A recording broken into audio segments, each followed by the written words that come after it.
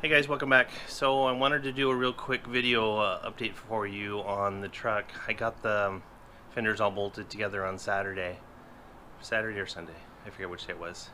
Anyway, I mentioned I had a little bit of touch-up paint to do when we were installing the wood in the deck.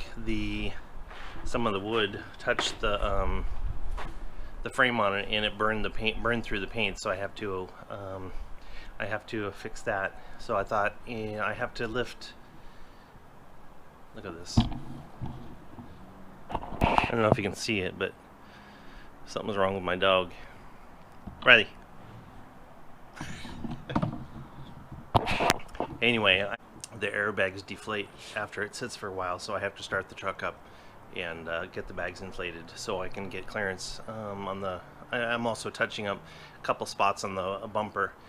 I know I'm bouncing all around too much caffeine. The bumper, I used a 2x6 rectangular tube, and I left the ends open, and as you know, bare metal, it rusts, so I put some end caps on it, and I've got those primered, and it's ready for paint now. So I thought I'd do it all at the same time, but I thought I'd run you around the truck, give you a look at the fenders, and just make a quick video of it.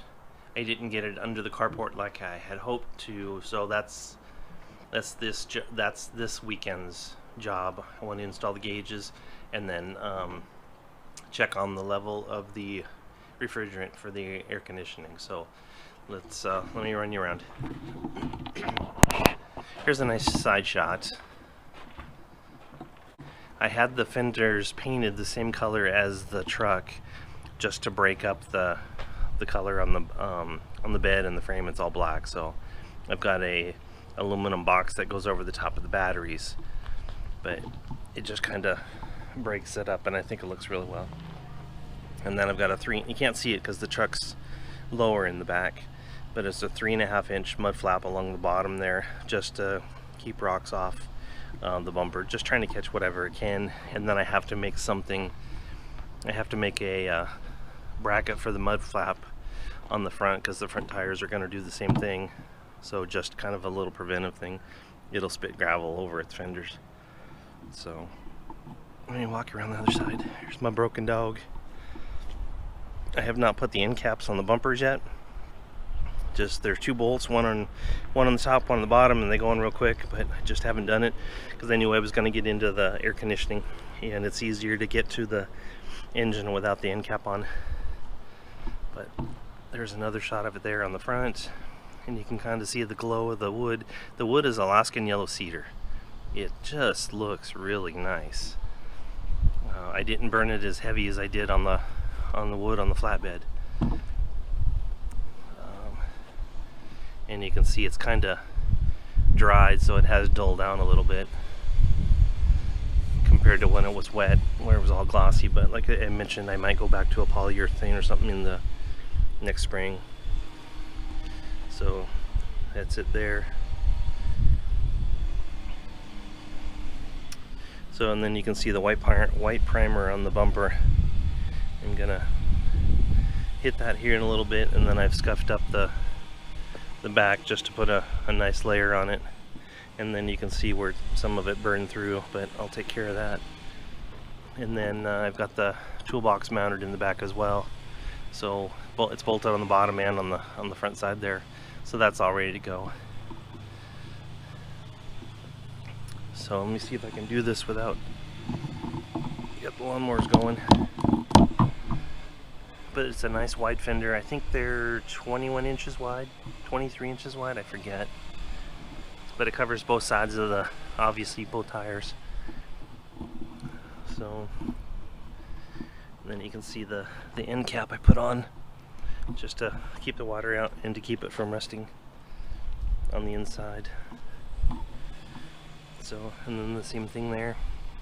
I put stainless steel screws in the trailer plug, and I'll be damned if they're rusting, so I've got different stainless steel screws for that. And then I've got the trim plate that goes on the inside for that, so it'll cover that. It won't cover the piece here, the receiver. It'll cover the hole that's on both sides there.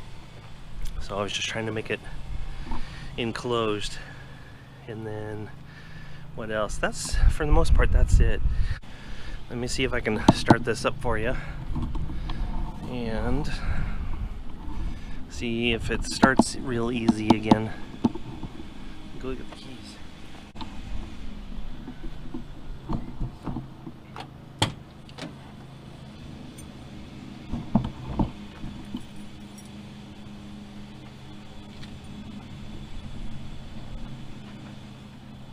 Neutral and no, nothing. Oh, I unplugged the battery to do the welding, so I'll be right back.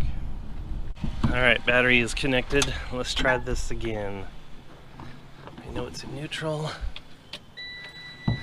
This thing should crank right off.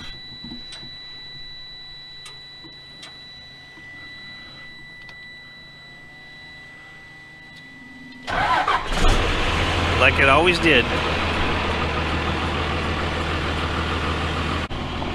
It smokes a little bit until it warms up, but other than that, and then it goes away.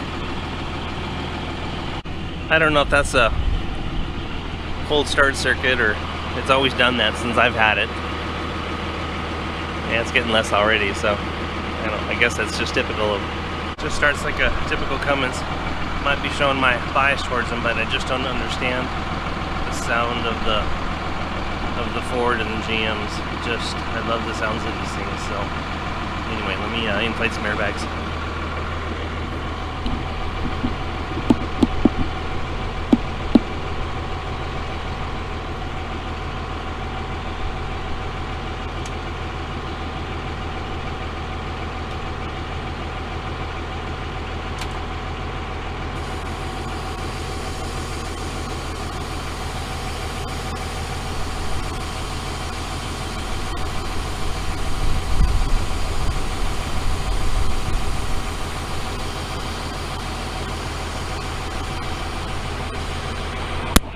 There's 3 inches of lift on it. Oh, there it goes.